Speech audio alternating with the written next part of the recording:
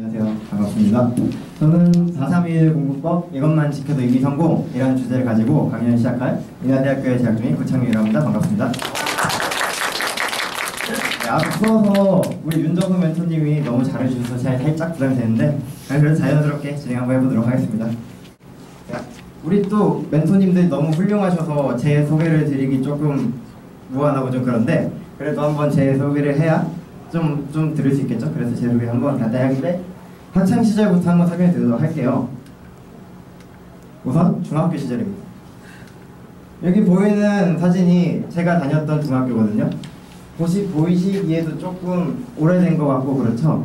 그래서 사실 저희 학교가 다른 학교들에 비해서 좀 분위기가 노는 학생들이 많고 그래서 상당히 공부를 안 하는 분위기인 학교였어요.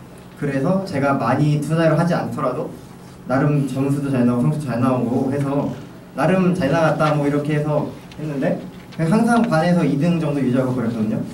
그래서 졸업할 때는 총 한 320명 중에 15등으로 졸업을 했습니다. 근데 제 앞에 한 10명? 12명 정도가 다 특목고등학교를 진행을 했기 때문에 아마 실질적으로 인문계를 진학한 학생들 중에는 그래도 좀 있다. 이래서 고등학교 진학할 때 나름 자신감이 엄청 생겼어요. 그래서 지역에 되게 좀 많은 공부 잘한다 좀 그런 애들이 모이는 고등학교에 진학하게 됩니다. 그래서 중학교 때 나 이만큼 했는데 당연히 고등학교 잘하겠지 이런 생각 가지고 한번 드디어 모의고사를 쳐요. 엄청 자신감 찼죠. 근데 결과가 어땠느냐? 아까 윤정수 멘토님도 못 봤다 하셨잖아요. 보면 깜짝 놀라셨죠. 언어 78, 수학 28점, 수학 28점이에요 여러분. 그리고 외국어 56점에 탐구는 그냥 제가 항상 좋아해서 잘 봤는데 그래서 3등급, 10등급, 4등급 어마어마하죠 여러분. 평균 4.8등급 4.8이에요 4.8 진짜 저 이거 보고 깜짝 놀랐습니다. 그때 저희 고등학교 전교생이 710명이거든요 그래서 제가 한 400등에 급하는 득표를 받았어요. 중학교는 320명인데 심지어 그거 넘어가는 성차를 받으니까 진짜 너무 깜짝 놀란 거예요. 좌절하고 내가 좀 나름 잘한다 생각했는데 이게 뭐냐 정말 큰일 났다 해서 이젠 안 된다 뭔가 다른 변화가 필요하다. 그래서 좀 더 다른 생각을 가지면서 더 공부에 집중하게 돼서 다양한 시도를 했어요. 그래서 어떠해서 결과를 만들어냈고 그게 아마 이따 설명해 드릴 내용이에요. 그래서 그 결과 이제 이거는 제 수능 성적입니다. 언어 92점, 수리 100점 100점, 외국 95점. 다시 한번 비교를 해드릴게요.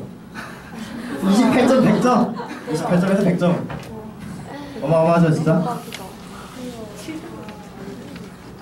네, 그래서 제가 과연 이렇게 공부를 한 것이 어떻게 공부를 했느냐 그것을 이제부터 설명해 드리도록 하겠습니다. 이 사람이 대체 뭘 해서 이렇게 공부를 했을까? 어떤 것을 해서 이렇게 만들었느냐 그것을 설명해 드릴 건데 사실 이것을 엄연한 공부법이다라고 설명을 드리기 힘들어요. 왜냐하면 아까 제가 다양한 시도를 했다 했잖아요.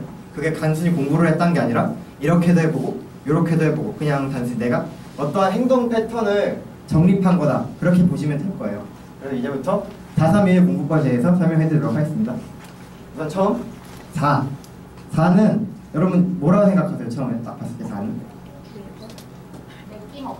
느낌 없기 일단 4는 하루에 4시간은 공부해라. 근데 수능 공부 시간 제외하고 그렇죠. 수능 공부 시간만 하는 거예요. 수업 시간 제외하고.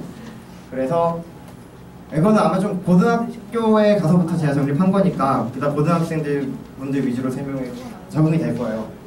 사실 수능 공부하는 데 있어서 너무 많이 시간을 들일 필요는 없다고 생각을 해요. 하는 양은 정해져 있고 할 것은 딱 있기 때문에 또 사람이 집중하는 데 있어서 어느 정도 집중하는 시간이 딱 정해져 있잖아요.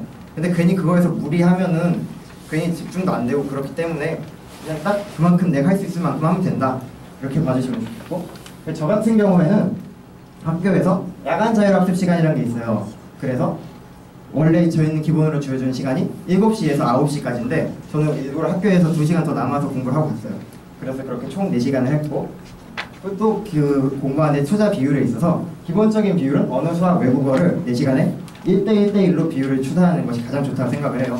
어느 하나 좀 빠지면은 나중에 시험 볼 때 좀 타격이 크거든요. 그래서 각각 비슷한 비율을 추산하는데 본인이 가장 부족하다고 생각하는 과목에 2시간 정도 투자하면 됩니다. 저는 그래서 수학에 2시간 정도 투자를 했고요. 다음은 3입니다. 3은 하루에 3끼는 꼭 다 챙겨 먹어라 라고 말씀드리고 싶어요. 진짜 밥 먹는 게 제일 중요하다고 생각하는데 특히 점심 저녁은 다 먹을 테니까 아침은 꼭 챙겨 먹어라 라고 말씀드리고 싶어요. 어떤 의학 연구 결과를 보니까 아침 식사를 거르면 하루 전체에 대뇌 활동에 큰 지장을 준다고 해요. 그래서 밥을 안 먹으면 집중도 안 되고 그렇지 않겠습니까? 또 저 같은 경우에는 밥을 안 먹으니까 1교시 수업도 제대로 들을 수가 없더라고요. 아침 안 먹고 간 날에는.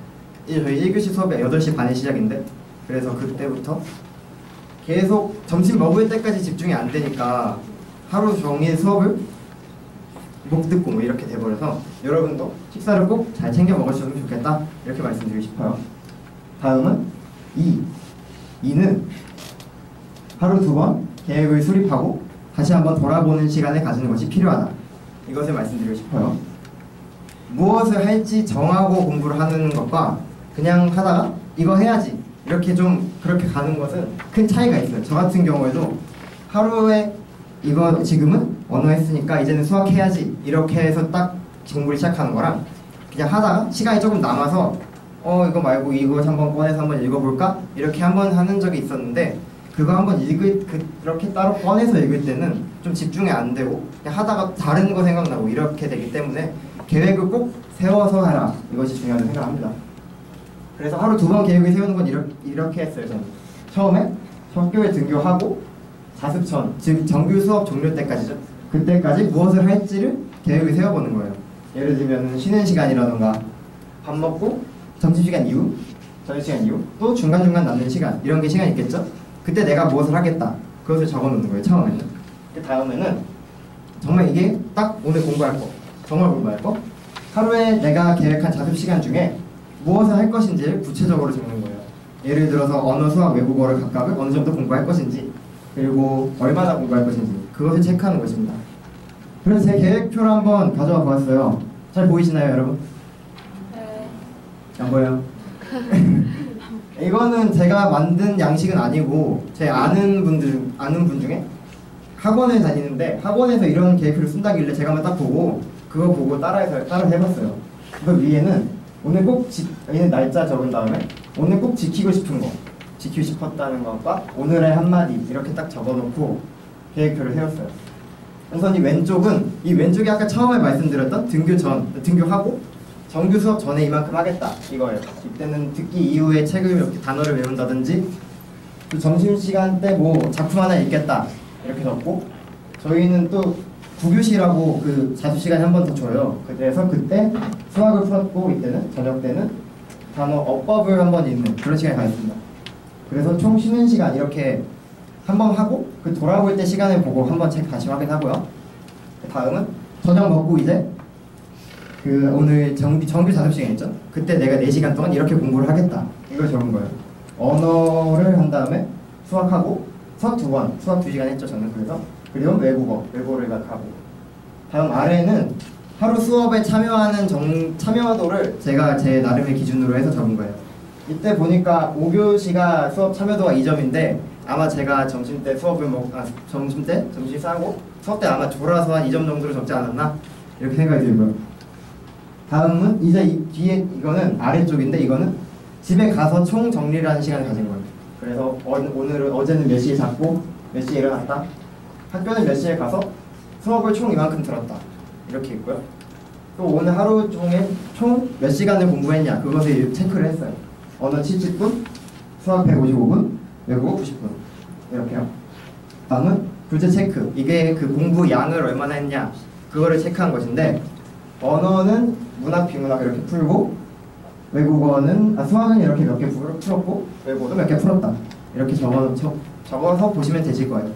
그 다음 이쪽에는 제가 하루에 제가 목표하는 게 있잖아요. 그거를 목표 대학을 위해 적어놓고 그 내가 받고 싶은 수능 점수를 이렇게 딱 적어놨어요. 여기 보니까 서울대 사회과학 학부를 적어놨는데 가지는 못했죠? 그리고 그래도 이렇게 하루에 목표를 세워놓고 내가 정말 이거 가고 싶다 이런 생각하고 하는 게 좋은 것 같아요. 그 아래에는 일기 형식으로 그냥 하루에 마무리를 짓는 코멘트를 적어놨다. 이런 식으로 계획표를 세워서 했었습니다. 다음 마지막 1은 일주일에 하루 정도는 자유롭게 노는 시간을 갖자입니다. 물론 노력한 만큼 보상도 필요하겠죠. 맨날 공부하는데 맨날 공부한다고 뭐 하루 정도 쉬는 거는 나쁘지 않다. 저도 이렇게 생각을 해서 하루 정도 쉬자는 것을 하고 적어놨고요. 원하는 것은 무엇이든 하는 것이 좋다. 그날 정도는 무엇을 아무거나 해도 상관없어요. 뭐 저 같은 경우에는 친구들이랑 야구를 좋아해서 캐치볼이나 야구를 했고, 아니면 영화를 보거나 이런 시간을 가졌거든요. 대신에 일주일을 다른 짓을 안 한다는 가정하에 저 같은 경우에는 토요일을 놀았어요. 토요일은 학교를 12시에 끝나거든요. 이제는 학교 안 가죠, 토요일에. 네. 그래서 아마 좀 더 좋을 것 같은데 그래서 저는 토요일을 놀고, 대신에 일요일 하루만큼 4시간 안 지키고 진짜 하루 종일 공부해요, 저는. 그래서 이 아침에 도서관에 가서 밤에 오고 이렇게 하루 종일 공부를 했다. 그래서 하루 정도는 노는 시간 갖는 것이 좋다라고 말씀드리고 싶네요. 그래서 제가 말씀드렸던 과정을 다시 정리해봤어요. 4는 하루에 적어도 4시간은 공부해라. 3은 하루 3끼 밥은 꼭 다 챙겨 먹어라. 제일 중요해요, 여러분. 밥 다 드세요. 2는 하루 2번 계획을 수립하는 것과 돌아보는 시간을 갖는 것이 중요하다. 마지막으로 1은 일주일에 하루 정도는 자유롭게 노는 시간을 갖자. 이렇게 해서 4-3-2의 공부법을 설명을 드렸습니다. 아까 말씀드린 것처럼 이거는 행동 패턴을 정리한 거에 정도이고요. 그에 따른 내가 4시간 어떻게 공부했냐, 그것을 이제부터 설명해 드리도록 할게요. 한번 다시 주의를 드리고 싶어요, 여러분. 중학생 친구들도 계신데, 중학생 친구들은 고등학교 가면은 이렇게 공부하면 되겠다 이렇게 생각하시고, 다른 친구들도 이게 조금 나한테 안 맞는 것 같기도 한데 이거 도움 되겠다 이렇게 생각하셨으면 좋겠고, 또 앞서 하신 것처럼 조금 상위권이라기보다는 조금 중상위권, 중간권 이 정도에서 성적을 가진 학생들에게 좀 적합하다 싶어요. 우선 언어부터 설명해 드리도록 할게요. 언어 영역은 우선 자신이 부족한 파트를 파악해서 공부를 하는 것이 중요합니다. 여러분, 문학 시험 어떻게 구성되는지 잘 알고 있어요? 알고 계신가요? 아니요. 모르세요? 네, 알겠습니다. 우선 현대시 어떻게 구성되냐면, 현대시, 고전시가, 시가복합, 현대소설, 고전소설, 관례복합, 그리고 수필 이렇게 딱딱 나뉘어서 구성이 되어 있어요. 여기서 저 같은 경우에는 고전시가랑 현대소설 파트가 조금 어려워서 이쪽 파트에 주력해서 공부를 했고요. 비문학 같은 경우에는 인문, 사회, 과학, 기술, 예술, 언어생활 이렇게 총 6개 분야로 나뉘어서 출제가 되게 됩니다. 저 같은 경우에 여기서 기술과 과학 쪽이 조금 부실했어요. 그래서 이렇게 어느 정도 분야를 적용했다면, 물론 이 모든 것을 하루에 한 개씩 푸는 게 제일 좋아요. 그래야 모의고사에 푸는 것 같은 결과를 얻는 건데, 교재 문제도 있고 시간도 부족하니까 그 13개 이상을 한 번에 보는 것보다는 하루에 6개 정도를 푸는 것이 좋다라고 설명해 드리고 싶어요. 이게 사실상 모의고사 절반 문을 푸는 거거든요. 아까 방금 말씀드린 것처럼 원어 시험이 13지문 50문제일 텐데, 그리고 이 문제 풀 때 한 파트를 해결할 때 최대 시간을 5분으로 잡아라는 거예요. 그래야 언어 시험 풀 때 어느 정도 시간 관리가 될 테고, 저도 이렇게 공부해서 나중에 그 언어 시험 풀 때 20분 정도 남겨서 한번 돌아보는 시간을 가지게 되거든요. 그래서 시간 관리 중요하다 이거 말씀드리고 싶고, 아까 분야 있잖아요. 그 분야를 문학은 3지문, 비문학은 3지문, 매일 다른 분야를 풀 수 있도록 이렇게 공부를 해라 라고 설명드리고 싶어요. 또 문학은 하루에 시대를 다르게 해서 푸는 게 낫다. 예를 들면은 현대시를 풀었다면은 고전 소설을 읽어서 맨날 하루에 다른 분야를 풀어서 적응할 수 있게 이렇게 공부를 하는 것이 좋고요. 비문학 같은 경우에도 내가 선호하는 분야와 어려워하는 분야를 섞어서 이렇게 해야 나중에 시험 볼 때도 시간 관리할 때 좀 잘 돼요. 예를 들어서 선호하는 분야는 1분 30초 문제를 다 푼다 이러면은 어려워하는 분야의 시간을 거기다 몰아서 공부할 수 있겠죠? 그래서 시험 보는 것과 똑같이 공부를 하는 것이 중요하다고 설명드리고 싶습니다. 물론 문제만 푼다고 다가 아니죠? 문제 다 푼 후에 오답 체크는 기본으로 가져라. 물론 오답 체크는 당연히 기본으로 갖고, 설령 맞은 문제를 하더라도 해설을 다시 한번 읽는 게 중요해요. 왜냐하면 이 문제를 내가 그냥 지문과 대비해서 푼 것과 지문에서 유도하는 방식이 다를 거거든요, 분명히. 그래서 그 과정을 미리 알아놓는 것이 나중에 이거를 다시 보더라도 이거는 이래서 이렇게 푸는 거야, 이걸 아는 것이 가장 중요하다고 생각합니다. 그리고 또 갖는 게, 방금 전에 말씀드렸던 것처럼 급하게 문제만 풀다 보니까 지문을 자세히 안 봐요. 저도 그랬거든요. 그래서 문제를 풀 때 제대로 지문을 파악하지 못했다면 그 부분도 다시 한번 돌아보는 시간을 갖는 것이 중요하다고 생각합니다.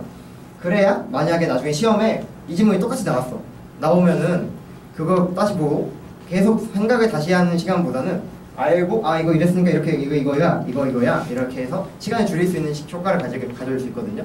그래서 이게 중요하다라고 말씀을 드리고 싶습니다. 다음은 수리인데요. 수리는 윤정선 멘토님 너무 자세히 설명해 주셔서 좀 부끄러운데 우선 개념 정립이 제일 중요하다라고 말씀드리고 싶네요.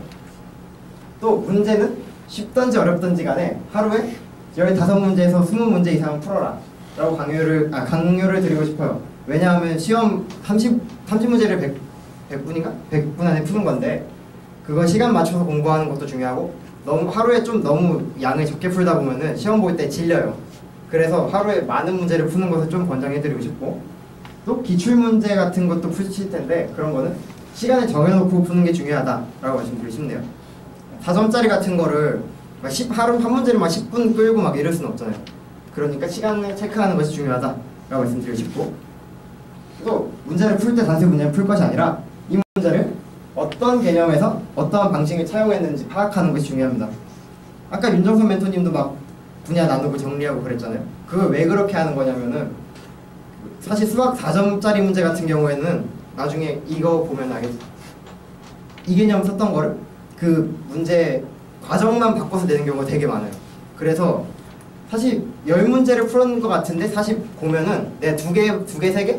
그거 푼 거, 분야는 2개, 3개 정도 푼 거랑 똑같은 경우가 되게 많거든요. 그래서 이거는 봤을 때 어떤 것을 썼는데 알아야 하는 것이 가장 중요하다고 생각해요. 그래서 되게 예를 보면은 수학 하루에 30문제, 50문제씩 풀어서 수학 다 외워서 그냥 이거 보면 그래 이거 이렇게 푼 이런 거야 이런 사람 되게 많잖아요. 그게 다 이런 거에서 유도가 된다고 생각하시면 돼요. 당연히 또 문제만 푼다고 끝이 아니죠. 맞춤 문제도 한번 다시 돌아보고 틀린 문제는 체크하는 것이 꼭 필요하다 생각을 해요. 또 같이 한번 질문 드릴게요. 수학 문제 풀 때 여러분 어떻게 풀고 계세요? 그쵸, 공책에 어떻게 풀어요? 반 나눠서. 맞아요. 그게 대부분의 사람들이 다 그렇게 푸는데 저도 그렇게 풀었거든요. 이 제가 수학 문제 풀었던 거거든요. 이 문제 번호 적고 문제 쓴 다음에 그 풀이 과정 그냥 깔끔하게 정리해서 다 쓰고 저 이렇게 풀었어요. 문제를. 대신 맞은 거는 그렇게 풀었다면 틀린 거는 일부러 오른쪽에 비워놨어요. 틀린 거를 정리하려고. 그래서 이렇게 풀이 과정 다 적고 내가 왜 틀렸나 그거를 다시 한번 체크하고 이 문제는 어떠한 개념을 썼나 이런 거 다시 한번 정리해보는 시간을 갖는 것이 중요하다고 생각합니다. 이 수학은 이 정도. 다음은 외국어인데 외국어는 매일매일 문제를 풀어서 실력 유지하는 것이 중요하다라고 말씀드리고 싶어요. 우선 먼저 어법이랑 문법 같은 경우에는 어법이 시험 문제 두 개 있죠? 2개를 하루에 일단 2개씩 푸는 게 중요하다고 생각을 해요. 그래야 감도 익히고 하루에 좀 보는 게 중요하다고 생각하고요. 굳이 문제가 아니더라도 책을 읽는 어법책 있잖아요. 어법책? 그냥 어법책 읽는 것도 공부가 되니까 그것만 읽는 것도 도움이 된다고 생각합니다. 또 어법도 틀린 문제를 오답노트를 만들어서 정리하는 게 중요하다고 생각을 해요. 그래서 저도 이렇게 오답노트를 만들었는데 잘 안 보이시죠? 그래서 이렇게 확대해서 준비했어요.